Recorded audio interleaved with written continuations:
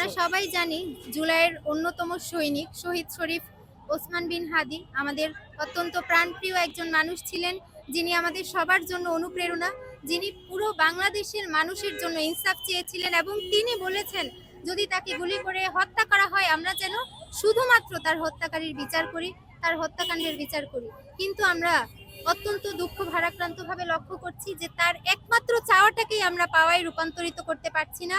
সে তার পুরি দায় আমরা ইন্টারিমকে না দিলেও আমরা বলতে পারি যে ইন্টারিমই ওইখানে আসলে একটি নীরব ভূমিকা পালন করছে। যেখানে আমরা দেখছি যে খুনিকে চিহ্নিত করে দিয়েছে জনগণই, সেখানে খুনিকে গ্রেপ্তার করার কোনো ধরনের কার্যকরী পদক্ষেপ আমরা ইন্টারিমের পক্ষ থেকে দেখতে পাইনি। আমরা জানি খুনি যদি দেশের বাহিরে থাকে তাহলে ইন্টারপোলের মাধ্যমে তাকে ধরার, তাকে গ্রেপ্তার করার একটা নির্দেশনা রয়েছে, কিন্তু সেই ধরনের কোনো পদক্ষেপ আমরা এখনো পর্যন্ত ইন্টারিমের পক্ষ থেকে দেখতে পাইনি।